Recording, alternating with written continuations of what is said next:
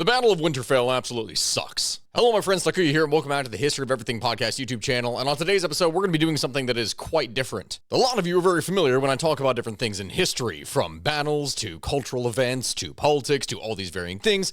But this is one of the first times that we were actually going in and we're going to be analyzing a battle that is presented in a TV show or movie. I mean, on this channel, we have most certainly seen what ends up happening when we talk about historical accuracy and just in general realism of what happens when different TV shows and things like that try to present history as, well, more dramatic than it actually is. Not to mention completely false. My god, I'm having so many unpleasant flashbacks right now. But either way, Game of Thrones. I am sure that right now there are very few people who are watching this episode here on YouTube who do not know what Game of Thrones is, so I'm not even going to really bother explaining all that in the first place. I mean, we were talking about something that for years, from the mid-2010s going all the way to the end, was something that was a cultural icon for the West and largely had a major impact all over the world. Whether that was a more positive feeling that many would experience in the first half dozen seasons, only to be followed up by massive disappointment towards the end. And my friends, this is going to be talking about the massive disappointment. But let me set the stage for what I'm talking about here. The Battle of Winterfell that we are talking about here would take place in The Long Night, this being the third episode of the 8th season of HBO's medieval fantasy television series Game of Thrones,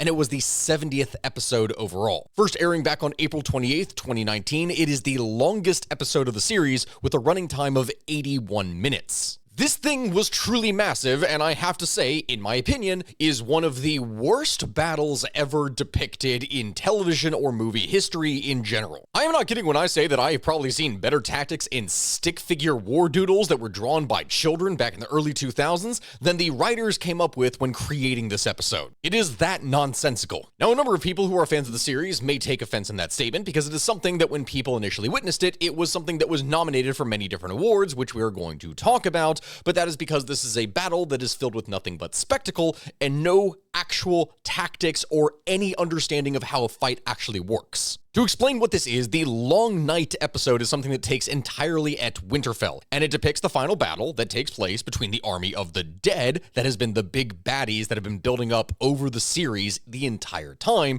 and the combined armies of the living, which ends one of the series' primary storylines. The episode's title refers to the prolonged winter that would occur thousands of years earlier, in which the White Walkers, the enemy that we are talking about here, would first descend upon Westeros. And when we were talking about this episode, as I said earlier, it generally received positive reviews from critics, with many people praising the cinematography and the spectacle and everything that was experienced during it. It received a total of 5 Primetime Emmy Awards, which makes sense that it would be nominated considering that it was easily the most elaborate, expensive, and large battle in the entire series history, and from that, the largest, longest battle that has ever been depicted in a movie or television series overall. This is the biggest battle that had occurred since an earlier battle in the series, the Battle of the Bastards, happened, and it far outstripped that one's budget and scale. To understand the scale of what it is that I'm talking about here, for season 8 of Game of Thrones, HBO had a budget for the entire season of $90 million, which comes out to about $15 million per episode. But, of course, you're not going to be spending that all in one place,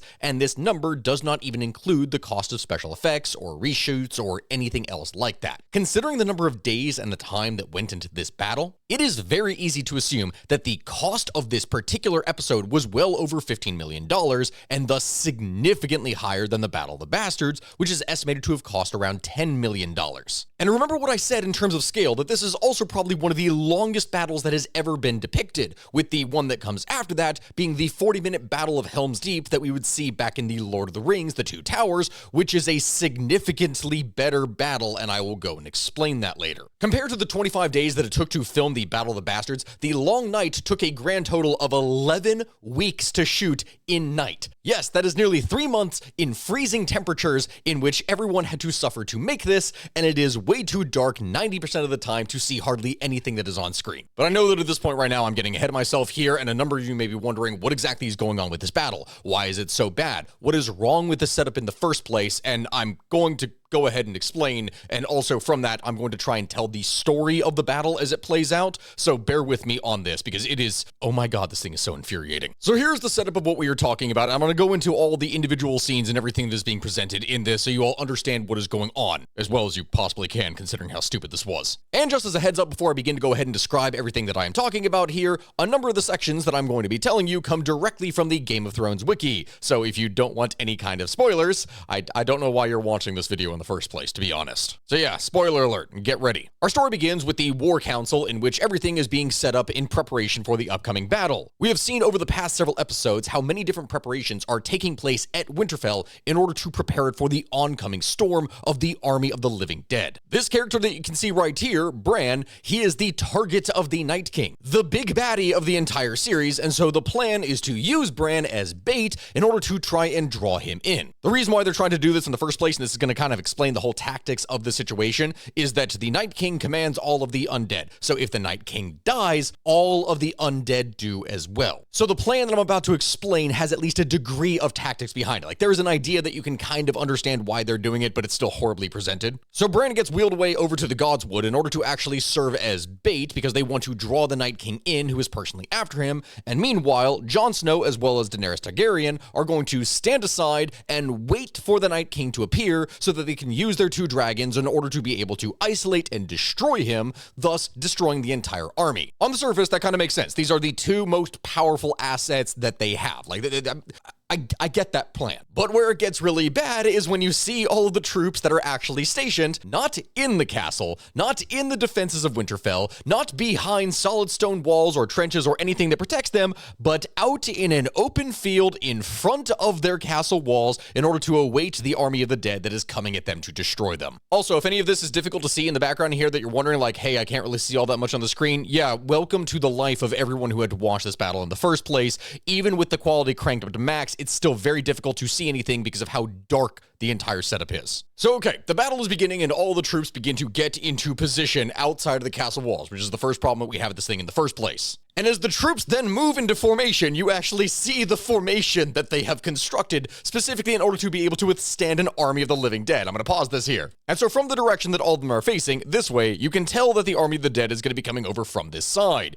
You can see that their troop formation consists of cavalry in front, followed by siege engine artillery, it looks like flaming catapults, along with trebuchets. And then behind the artillery and cavalry, we have lines of infantry. For anyone who is unfamiliar with Game of Thrones lore or anything, this is the Unsullied, the eunuchs who fight in the Greek hoplite style, like in a phalanx formation. Which, my god, okay, just from the very beginning then, that is a terrible, terrible setup. You would never have an army face something in this kind of position, unless you fully expected your cavalry to perhaps overwhelm and devastate the enemy from the very beginning, and it be completely unnecessary for the infantry to move in. Maybe the cavalry are placed at the front in order to be able to use as a kind of intimidation tactic, but here's the problem. The army that they are facing is undead. They don't feel fear. There is no point in trying to intimidate them. They don't feel anything. We're going to be getting more into that later because it's about to get way dumber. Like when it actually zooms out and you see what it is that I am talking about here, like look at this. We have a whole host of cavalry that is up front, siege engines behind them, and infantry. And what is behind that? Strong castle walls that potentially would be able to stop a force that is significantly larger than the defenders' force, because that's what walls do. They are a force multiplier. Like that is literally how they function. Over the course of history, for anyone who understands siege warfare or for anything that is defending, the average estimated amount of men that it takes in order to take down a castle or a strong fortified position, it is typically estimated to be 3 to 4 times the force of the defenders. That is how strong walls are. Meanwhile, as I said, Daenerys as well as Jon Snow are going to be watching from up high, looking for when the Night King appears. Everything is pitch black. You can barely see anything that is going on. And then all of a sudden, this character appears on the screen, Melisandre, and she has the commander of the Dothraki, the horsemen that we are talking about here, go and raise their araks, which is their swords, up high, where she then uses a spell in order to light all of their blades on fire. Fire is one of the few weaknesses that the army of the dead has, and therefore this is something that serves as a huge morale boost and simultaneously an effective weapon against the enemy. So, okay, that makes sense. This serving as a huge morale booster, we then get one of the dumbest scenes to ever happen in television history, where the Dothraki proceed to charge charge towards the army of the dead with their flaming blades determined to wipe out the enemy. Like, I have to admit, to the average person that is watching this, that is looking at this happening, it is truly something that is an amazing spectacle. It is incredibly powerful to watch until you begin to question, okay, wait, hold on, why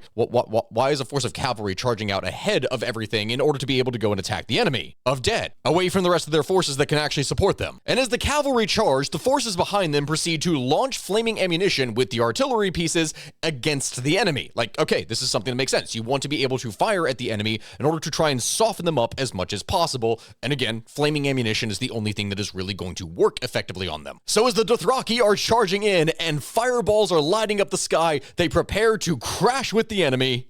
And as they connect, they all proceed to be wiped out. You watch the flames get dimmer and slowly extinguish as the army of the dead completely overwhelms them, in what is easily one of the biggest waste of lives that I have ever possibly seen. And all the people who are looking at this are looking upon it with like horrified shock. They don't understand what is happening. They can't even seem to process what is happening. And it doesn't make sense. We are talking about individuals that are extremely experienced commanders. They are people who have been fighting each other for the previous 8 seasons in this show, as a civil war has been raging all across the continent, and they have again been fighting constantly. These are very experienced commanders who proceeded to then throw away one of the greatest assets they possibly have, their cavalry. Now the thing is, I also say greatest asset, but it's not like the Dothraki are heavy shot cavalry or anything. If anything, we are looking at these forces and they are light cavalry with barely any armor that are charging against an enemy that can't feel anything, and they are not adequately protecting themselves. They can't use their fear, they can't use their speed, they can't use anything against an enemy of the undead, they just charge against the enemy. And I mean to kind of explain that detail here with light cavalry so you all know what it is that I'm talking about here. Historically speaking, cavalry are, as many people are aware, soldiers or warriors who fight mounted on horseback. That much is obvious. And cavalry were easily the most mobile troops in history prior to modern mechanization, but the forms that they would take would vary depending upon culture, depending upon time, depending upon experience. There's a variety of different things. You could have forces that would operate as light cavalry that would fulfill the roles of reconnaissance, of screening, of skirmishing in many armies, or typically as heavy cavalry for decisive shock attacks against enemy armies. Of course, in many military circles, there is a third option where you have medium cavalry, which, as the name implies, are somewhat of a mix between the two.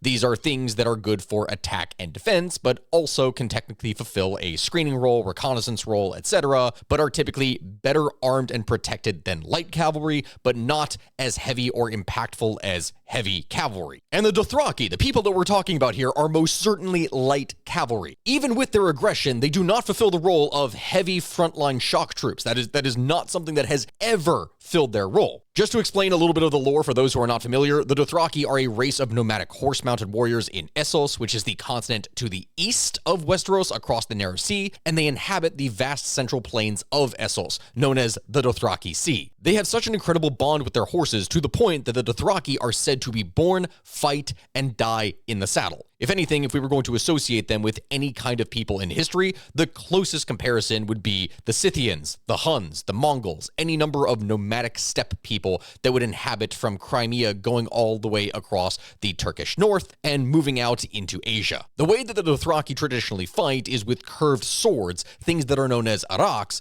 but they also simultaneously employ bolas, daggers, whips, or these huge recurved bows that have impressive range and striking power that can also be fired from horseback. The thing about these forces is that they also do not like armor. They generally do not use it. They consider speed and freedom of movement to be significantly more important in battle, which is why the forces that you can see here are really only wearing animal skins, and that is it. There is no real heavy armor over them in order to actually be able to protect them or their mounts. And as light cavalry, their attacks are extremely fast and deadly, but simultaneously they are vulnerable to archers because they are not protected on the ground, and simultaneously they are less effective against armored infantry that are able to hold their ground despite their speed. So these are highly mobile, very aggressive screening troops, things that can be used very effectively on the flanks to go in, attack the enemy, retreat, turn around, attack again, retreat, things in very quick little strikes, isolating individual moments on the battlefield in order to be able to crush their opponent. I mean, when we were talking about cavalry over the course of history, cavalry have the advantage of improved mobility, and a soldier fighting on horseback also has the advantages of height,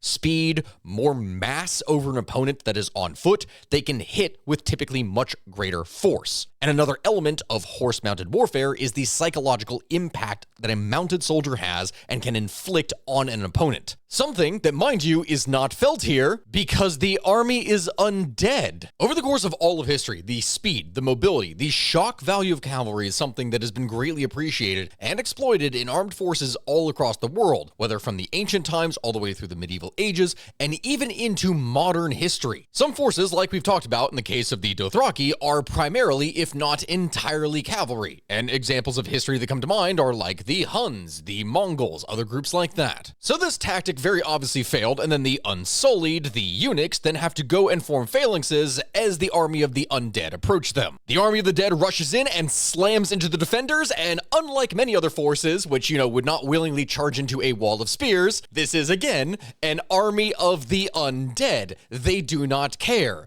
So the dead just impale themselves onto the Unsullied spears, driving further in, overwhelming, over top of their forces, and just completely break down the entire formation that is meant to stop a frontal assault. Because again, there's no limitations in how they're actually going to act, and the commanders would have known this. The result of this is that the forces are very quickly completely overrun by the whites, who then swarm over top of them, completely breaking down all sense of formation, turning things into a brutal and savage melee that results in pretty much all of the forces getting wiped out gradually as time goes on. Like, genuinely looking at this, what did you expect was going to happen? I mean, you placed all of your troops on the outside of the walls that were supposed to protect you in the first place against an army of the undead that can't actually feel fear or anything in the dark. Like, what do you think is going to happen in this scenario? And it's at this point that the forces are getting completely overwhelmed that the dragon riders now finally decide to appear, because even though the initial plan was that they were supposed to be actually waiting to try and assassinate the Night King, Daenerys goes and runs off on her own. So even the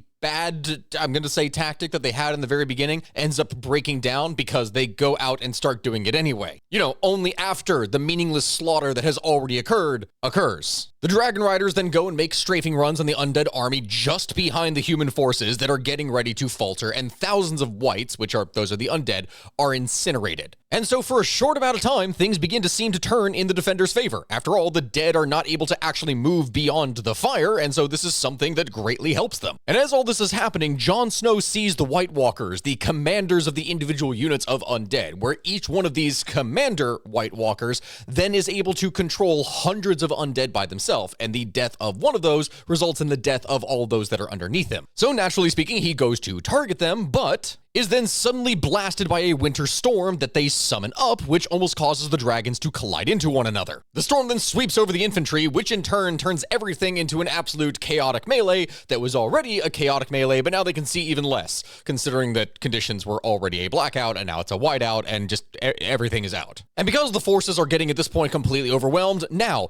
it is that they finally decide, hey, that castle, that thing that we had that was immediately behind us that was a strong defensive position? Why don't we go ahead and retreat back to that now? And so they do. The only troops that are able to actually hold their ground and serve as the rear guard are the Unsullied. But even they, by virtue of sheer numbers, are being completely and utterly overwhelmed. And this right here, this is again the scene that again really bothers me here. So you see this behind, you can probably barely see considering how dark it is, but on the scene right here, all these little stick things that are sticking out of the ground here, this is a trench filled with sharpened stakes that has been dug in order to be able to surround the outside of the castle. Okay, that is something that completely makes sense.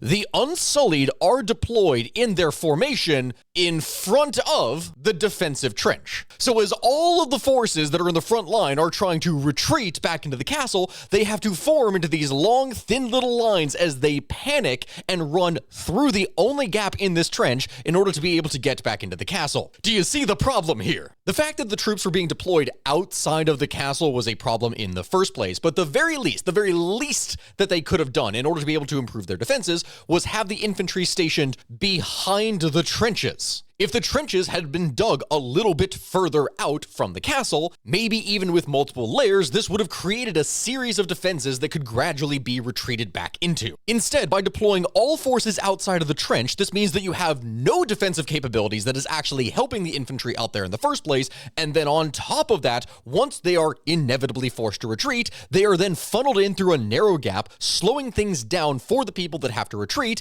meaning that those who are sacrificed outside have to spend even longer trying to fight and survive, making it a whole desperate situation that didn't need to happen in the first place. Like, my God, the placement of this, is absolutely terrible, and you can barely see anything because of how dark it is. Meanwhile, the defenders inside of the castle are desperately firing arrows, fire arrows against the enemy, something that would have been significantly more useful in the beginning with larger numbers of troops that were up on the castle walls in order to be able to fire down into the enemy. In fact, those siege engines that we had seen earlier, if those had been placed on top of the castle walls, or maybe even behind if there was some kind of embankment or something that could have been built up, or tower, then those would have been able to continuously fire into the troops that were massing beyond the wall and in the trenches, instead of just sitting there and letting them be overwhelmed by the undead the moment that they had to retreat. The loss of those engines is catastrophic, and it's at this point that the last of the main force finally makes it back inside of the wall, and Grey Worm, the commander of the Unsullied, decides, okay, now's the time that we're going to need to actually set the trench on fire. You know, something that it was actually capable of doing in the first place, which would have served as a great defensive tool when the army of the undead was coming at them. However, the issue then becomes that with the snowstorm and everything that is going on, they have no way to actually light it. Like, they're trying to fire fire arrows into the trench, they're trying to do anything they can, and what ends up happening is that the snowstorm just snuffs it all out. There's no real way to light it and the pitch or oil that's inside. You know, something that they would have actually been able to maintain if they had large amounts of infantry that were stationed behind the trench with torches ready. So Melisandre has to appear once again, the individual that lit all of those swords on fire in the beginning, and then she proceeds to use her magic in order to be able to light everything on fire. And as the trench bursts into flame, finally setting back the undead, this finally allows Grey Worm and the rest of the Unsullied, or the few that actually managed to survive in this instance, to be able to retreat behind the castle walls, where they perhaps should have been in the first place, or if not, they should have been the only force that was outside of the trench, or if not, they should have been the only forces that were stationed there behind the trench in order to be able to kind of hold off the enemy as long as possible while firing arrows down into them. And so now it is finally that the whites, the undead, come to a stop because they know there's danger and they cannot proceed beyond it, so they just stop. That's it. Now finally, after all this time, with everyone inside, finally begins the siege that should have happened in the first place. Now, speaking on a tactics level, there is no real way to know that the Night King was going to do what it is that he does next, so everything that I have listed about what they should have done is, logically speaking, what they should have done, everything with the trenches. The trenches then are made null and void anyway, because what the Night King does then is proceed to order the whites to leap forward and gradually move in droves in order to be able to smother the flames utilizing their own bodies. And in doing so, it creates a gap that allows the rest of the whites to be able to proceed stepping over their dead comrades, I guess. They're undead, so I guess it doesn't really matter. Still, though, here's the thing. The trenches would have still been useful in that scenario because if they had had infantry that were stationed behind them, then you would have run into a situation where it would have created a funnel because the whites weren't just going to throw all of their forces at the trench and lose an overwhelming number of them.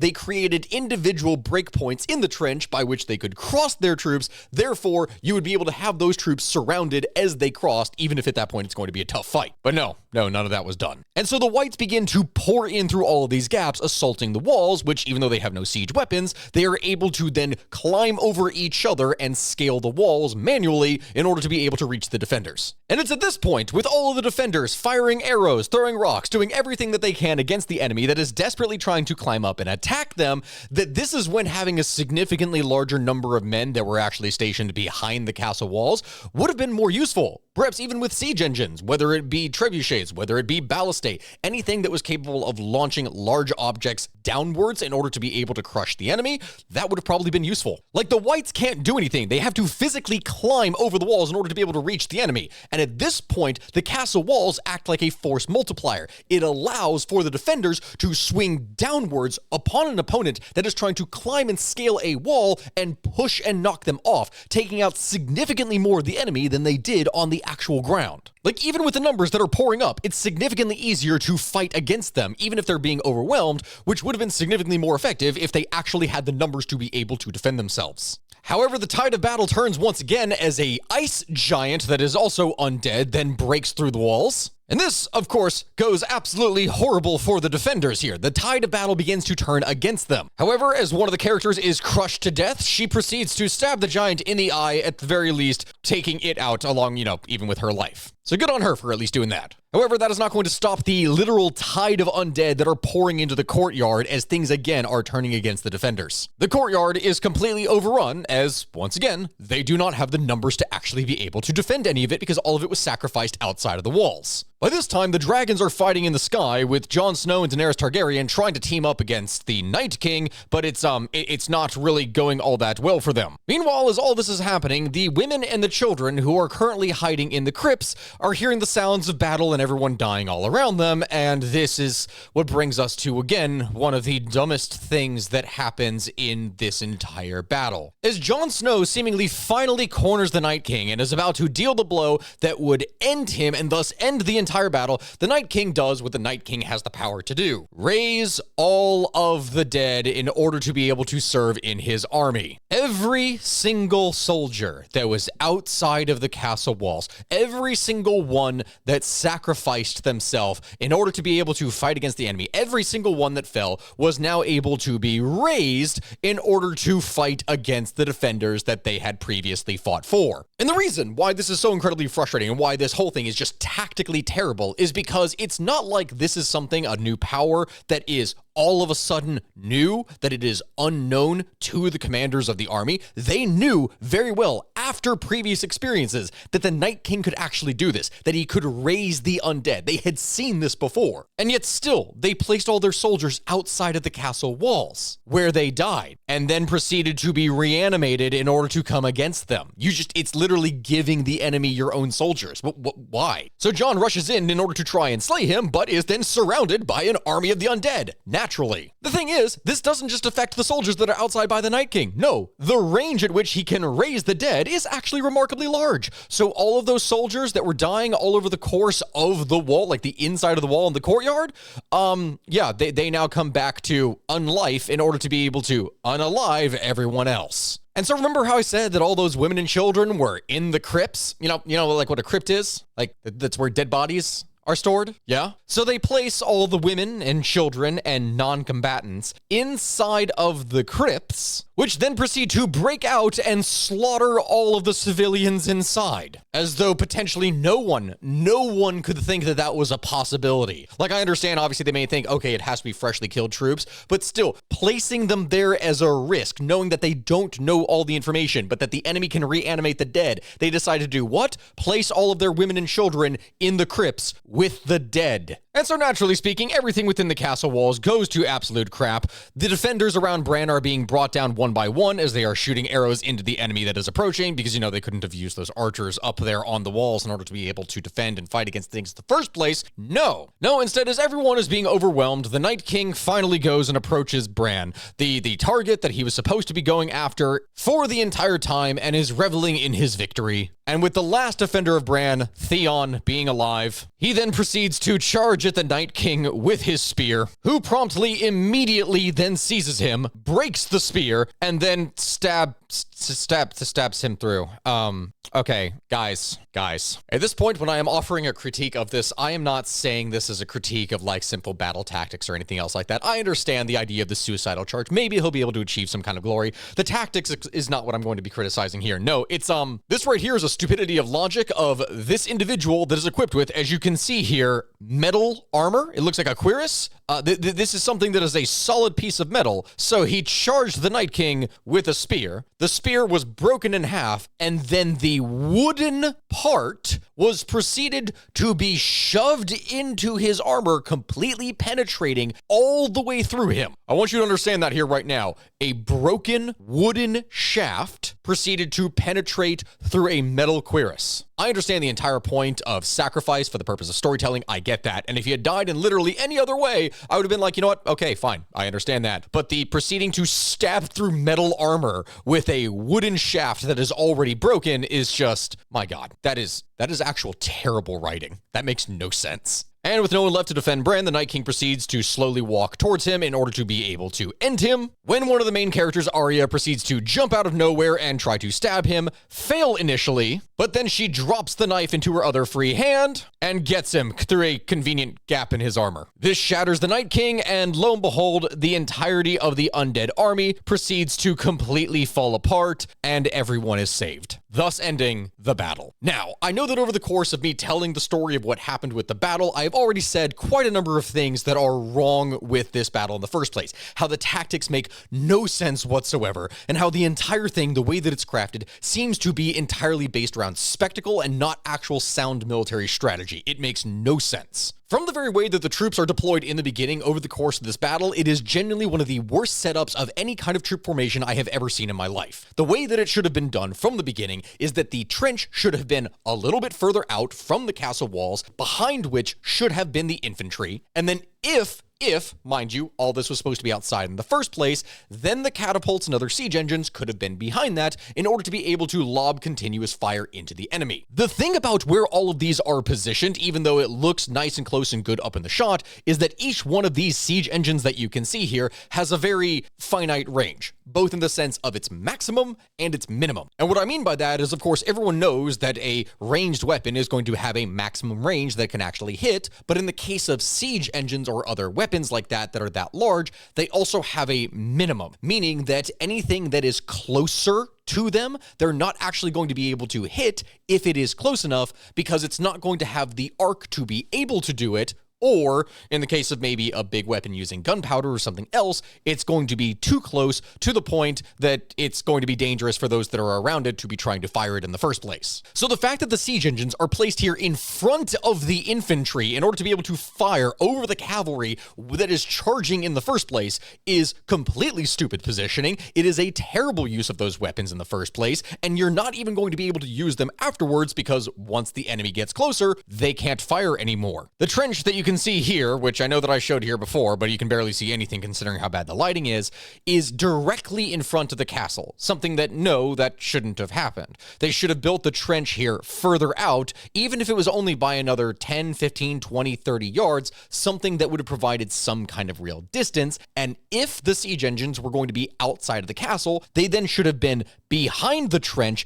at a point where their minimum range would have been just below the trench here, to the point that they could have fired and actually hit targets that were stuck inside of the trench. But no, that's not what they did. They positioned their siege engines beyond that, in front of everything, and then they were very quickly overwhelmed. The entire time that that is happening, the Unsullied that were placed here out in front of the trench should have been behind the trench, so that as enemy forces tried to crawl up and into them, they would have been able to stab them. Because what would have happened is that the trench would have served as a much lighter variant of the castle walls, a force multiplier that allows them to effectively attack the enemy. Meanwhile, the forces on top of the walls that are still kept there, largely significantly number more of archers, are able to fire down into the trenches and beyond them at the enemy that is now massed in front of them and unable to really pass it. Realistically, even though I understand their plan, the entire time that that is happening, the dragons should have been providing close air support in order to be able to burn the enemy on the ground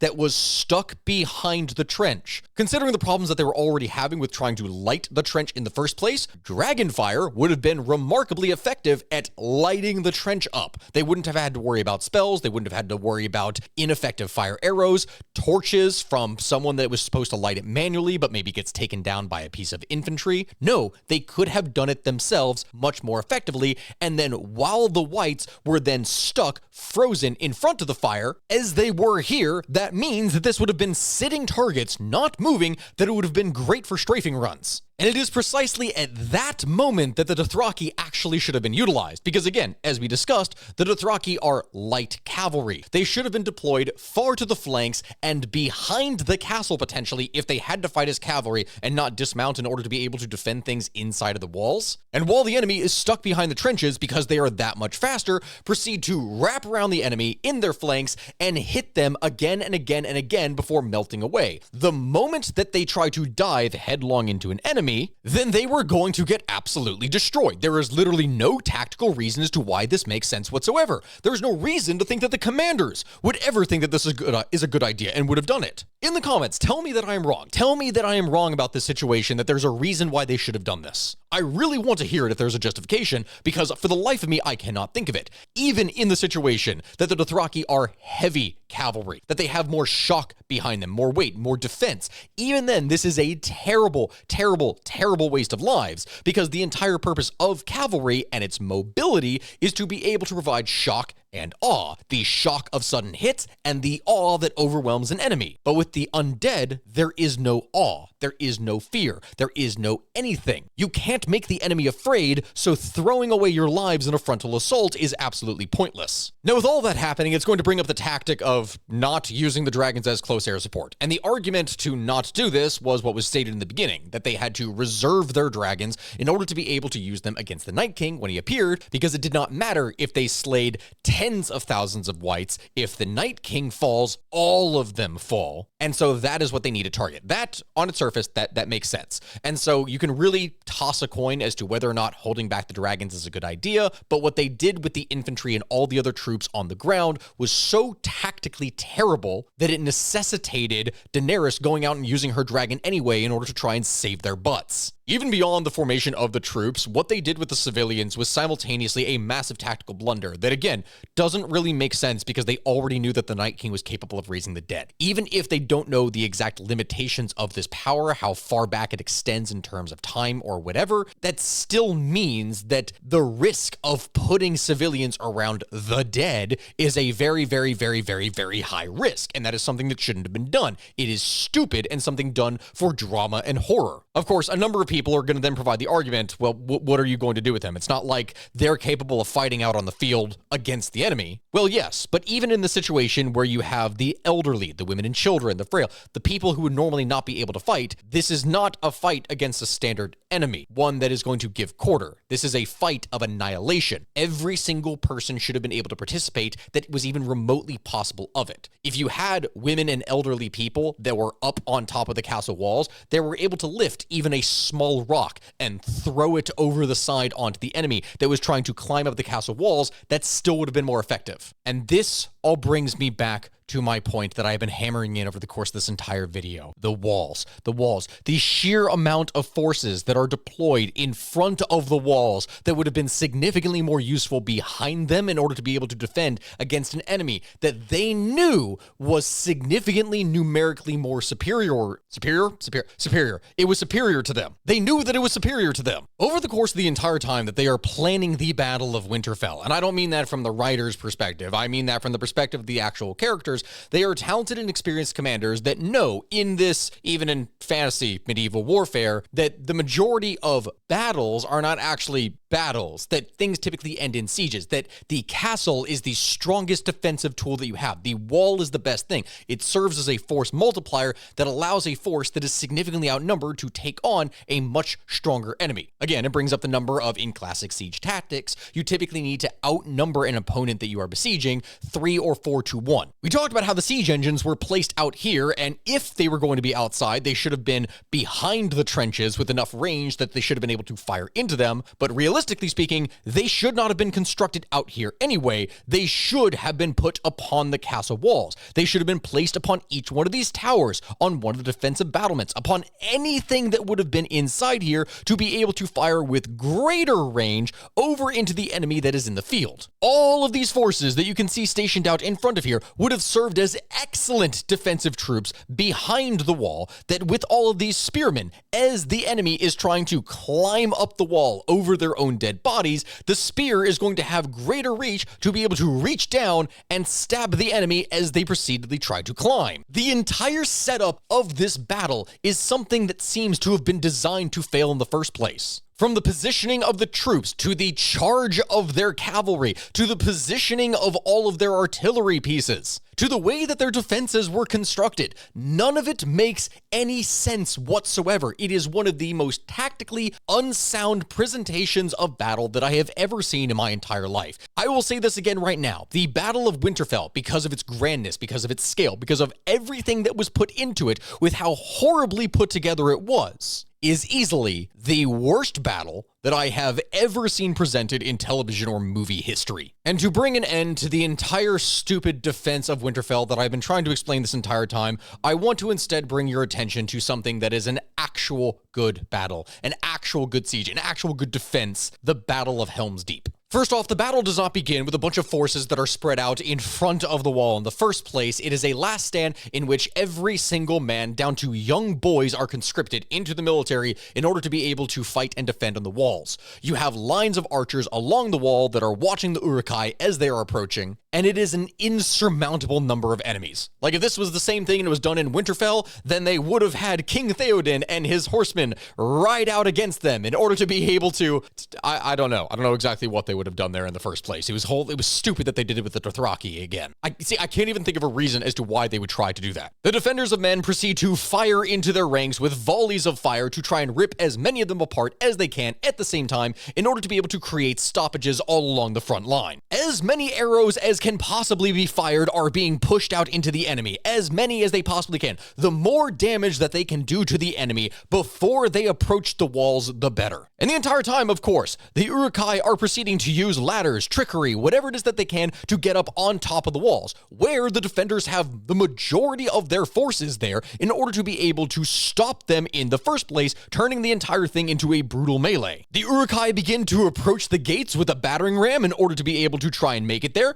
while the defenders are quickly throwing down arrows, rocks, whatever it is that they can in that general direction in order to try and weaken them. It is smart tactics. Of course, the Uruk-hai are able to lay down mines inside of a grate, which in turn allows them to blow up the wall and begin to pour their own troops through the gap, and simultaneously they manage to reach the gate with a battering ram. Our heroic character Gimli jumps into the fray in order to be able to try and stem the tide of the enemy, stalling them for just a moment, makes sense, so that instead of charging into the enemy willy-nilly, the archers that have been deployed behind the wall that have been firing in volleys over it then proceed to fire into the gap. Before, and then only after they do this, do they close ranks with blades in order to try and stop the tide of the enemy. As the enemy pours in through the gaps, the defenders gradually begin to retreat back to the keep.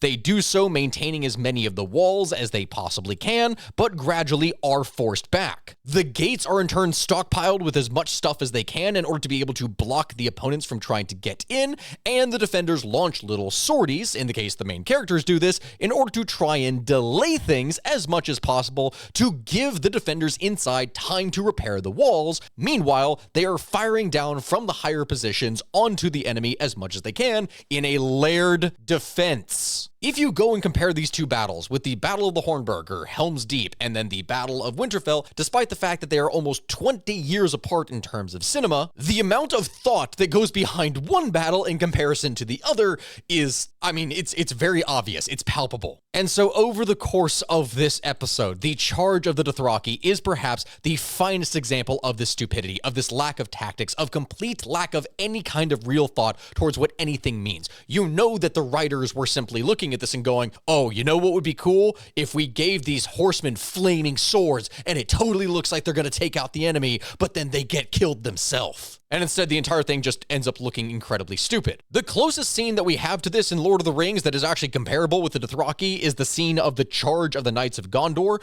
which, the way that the entire thing is set up as some beautiful and noble thing that the knights are going to take everything back, but also not really, because with the music, with the framing, with everything, the person watching understands, and from the warnings that are given in the movie, that this is a hopeless cause. Like, this is something that is a sad, tragic waste of life that is the stupid action of the regent, and they know this, but still then have to sacrifice their lives anyway in a hopeless charge. The audience in this is never treated like an idiot thinking that, oh, it's just suddenly going to work out, like in the case of the Battle of Winterfell. And all of these actions, all of these choices, all of these stupid things that were done in the longest night was done in such a way that over the course of the entire battle, even for maybe you watching this episode here on YouTube, that maybe you couldn't even see it in the first place. And that arguably is one of the most frustrating things of all time. The Battle of Winterfell was truly terrible, and I hope you understand that now. Everyone, this has been Stuckey with the History of Everything podcast YouTube channel. I thank you very much for watching. I appreciate all of you. I know that if considering what it is that I'm talking about here, and maybe some of the scenes that are playing, I'm hoping to God that this doesn't get hit by YouTube for any particular reason, and I'm really going to try, but I don't know what is going to happen. So if you could like, if you could comment, if you could subscribe, if you could do anything that you can to help my videos in the algorithm, this is something that I really appreciate, especially considering that with the topics that I talk about, there is a decent chance that YouTube is going to get pretty mad at it. So without further ado, I will go ahead and leave you here, and I will ask that you please put in the comment section below what it is that you think that we should do next. Are there particular kinds of battles or things that we should analyze, whether from their historical accuracy or whether or not they were just tactically sound? There's many different things that we could possibly analyze, and I do want to do more pop culture stuff along with the things for geopolitics and history like I have been doing. So thank you, my friends, and I hope you have a good rest of your day. Goodbye.